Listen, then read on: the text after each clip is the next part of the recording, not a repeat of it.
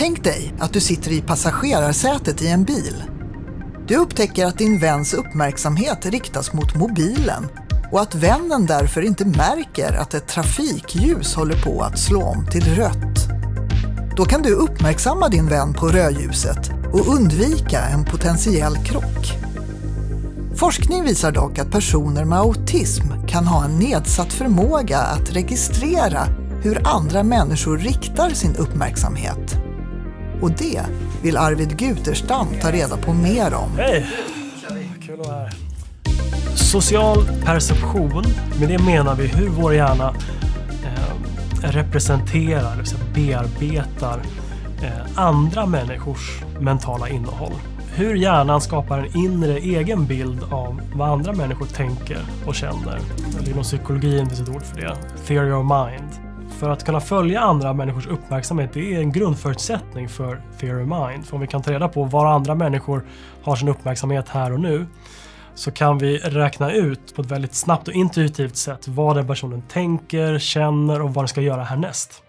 Och hur vi i sin tur ska anpassa vårt eget beteende.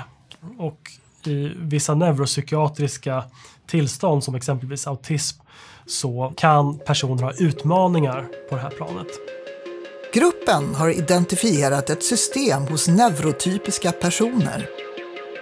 Trots att vi inte är medvetna om det bildar hjärnan en inre rörelsesignal som flödar från en person till föremålet för den personens uppmärksamhet. Lite som en omedveten ögonstråle. I det här fallet så innebär det då alltså att passagerarens hjärna bildar en linje från föraren av bilen till mobiltelefonen och på så sätt uppfattar hur föraren riktar sin uppmärksamhet. Så det vi vill ta reda på är om det här systemet som vi har identifierat, dels vill vi ta reda på hur det här fungerar, vad är egenskaperna för den här nya mekanismen och om och hur den skiljer sig mellan neurotypiska och autistiska personer. Men det skulle kunna vara så att en person med autism som sitter i det här passagerarsätet kanske inte skulle uppfatta den andras förändring i uppmärksamhetsriktning lika snabbt som en neurotypisk person. Det här vill gruppen undersöka genom flera olika slags experiment, bland annat genom olika slags beteendestudier. Gruppen använder ett helt unikt testlabb där de kan lära sig mer om hur försökspersoner uppfattar andra människors blickar. Nu är vi i vårt stora testlabb och här har vi 16 stycken kameror som är monterade i taket och på väggarna. Och med de här kamerorna så kan vi följa försökspersoners kroppsposition och rörelse på millimeternivå i realtid. Och vi har kombinerat det här systemet med ett par eye-tracking-glasögon som rekonstruerar folks blickriktning. Så vi kan alltså få en realtidsbild här i datorn av hur försökspersoner rör sig och hur deras blick rör sig över tid. De kan också använda en magnetkamera där de kan följa blodflödet i en försökspersons hjärna och på så sätt få reda på vilka delar av hjärnan som aktiveras under olika experiment.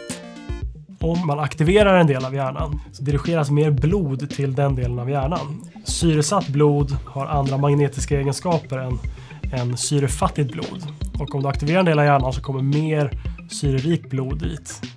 Så de magnetiska egenskaperna just i den delen av hjärnan ändras och det kan vi mäta med en magnetkamera. Okej, nu kommer vi starta experimentet, så försök att hålla blicken. Vi utnyttjar den här signalen för att se vad som händer i hjärnan då försökspersoner uppfattar andras uppmärksamhetsriktning. De vanligaste terapimetoderna för autistiska personer med sociala utmaningar är att träna till exempel i turtagning i konversationer, träna upp hur man har en naturlig blickkontakt och så vidare. Men om vi kan med hjälp av den här nya grundkunskapen ta reda på de underliggande orsakerna i hjärnan så är målet att utveckla mer målinriktade terapier som tränar upp den här grundläggande känslan för var andra riktar sin uppmärksamhet snarare än att bara anpassa beteendet. So what do you see here? Det är otroligt spännande område för att vi vet så himla lite. Dels om hur hjärnan fungerar på ett grundläggande plan i allmänhet. Men framförallt de här sociala aspekterna av hjärnan. Och det känns fantastiskt att kunna bidra med ny kunskap som kanske kan hjälpa patienter i framtiden. För att vi ska kunna interagera effektivt socialt med andra individer.